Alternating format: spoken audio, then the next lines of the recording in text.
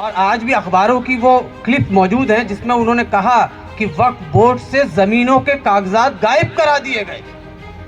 لیاقت علی صاحب جو سنی مجلس اوقاف کے جن کا بھی میں ذکر کروں گا, انہوں نے کرسی گفٹ کی تھی وقف بورڈ کو, وہ کرسی غائب ہو گئی وہاں سے. کتنے افسوس کی بات ہے کہ اور وقف کا مالک تو اللہ ہے ہی. قرآن میں ہے نا, للہ ما فی السماوات و ما فی الارض, زمین و آسمان میں جو کچھ ہے وہ کس کا ہے؟ اللہ کے لیے. اور وقف تو اور زیادہ واقف کی یہ ہوتی ہے کہ وہ خاص کر کے جاتا ہے کہ یہ کس کے لیے واقف کی منشا کیا ہے, اس کی نیت کیا ہے.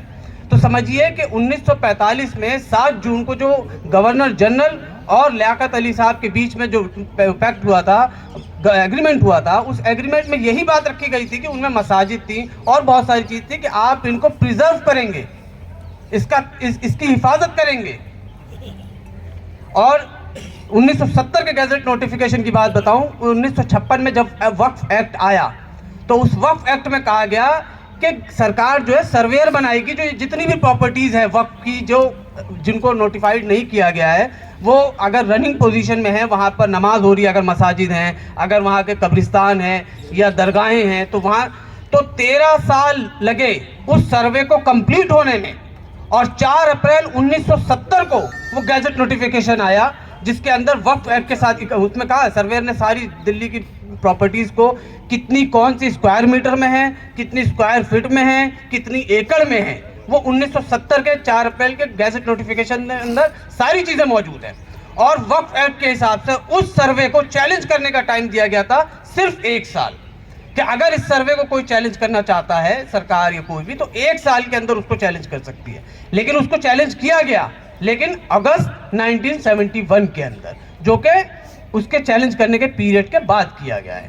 اس طریقے سے آپ کو بتاؤں کہ 1984 میں بھی انہوں نے سروے کیا, 1911 میں بھی کیا, اور اس طریقے سے بہرحال وہ تو پچھلی باتیں ہوں گی تو بہت لمبی ہو جائیں گی. میں یہ کہنا چاہتا ہوں, جیسے ہم اس وقت نماز پڑھ رہے چلے گئے تھے, کہ انہوں نے جو 1 ممبر کمیٹی بنائی, 2 ممبر کمیٹی بنائی, اور جس طریقے سے پٹیشن ہائی کورٹ میں چیلنج کی جانی چاہیے تھی, وقف بورڈ نے اس طریقے سے نہیں کیا.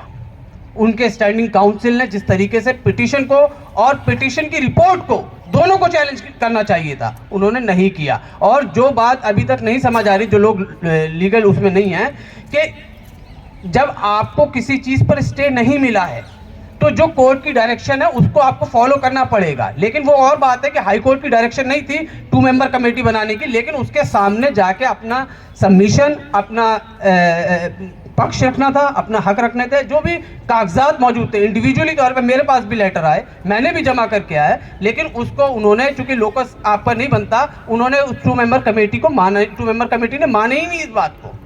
اور بہت افسوس کی بات ہے کہ اب تک یہ لوگ سو رہے ہیں اور ہمیں یہ لگ رہا ہے کہ کچھ نہیں ہونے والا. میں آپ کو ایک مثال دوں, مرحوم سالار صاحب بڑے انتقال کر گئے, لائر تھے, محمود بھائی ضرور جانتے ہوں گے.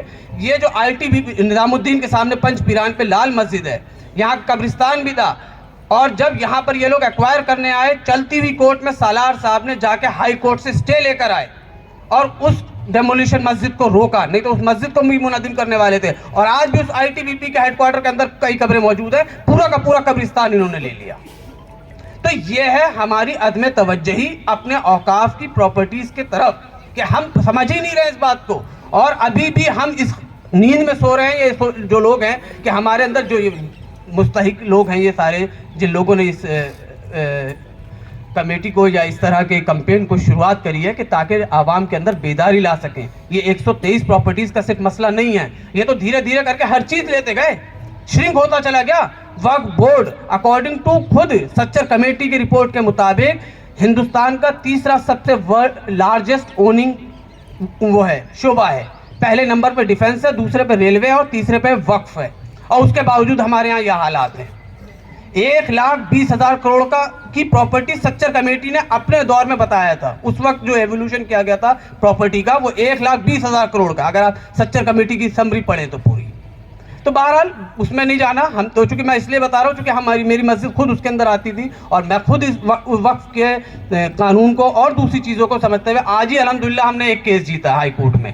ہماری مسجد میں ایک قبضہ تھا, اس نے ریٹ پٹیشن لگائی تھی ہائی کورٹ کے اندر, اور یہ وقف بورڈ کی ساٹھ گاٹھ کیسے ہوا, کیا کہ وقف بورڈ کے وکیل PW پروڈیوس کرنا تھا سیشن جج تھے شہاب الدین صاحب کے سامنے. انہوں نے کہا ریپیٹیڈلی, میں نے کئی بار کہا وقف بورڈ کو پی ڈبلیو پیش کرنے کے لیے, اور اس نے پی ڈبلیو نہیں پیش کیا, اس لیے میں جگہ جو ہے اس کو دے رہا ہوں ظہیر احمد کو.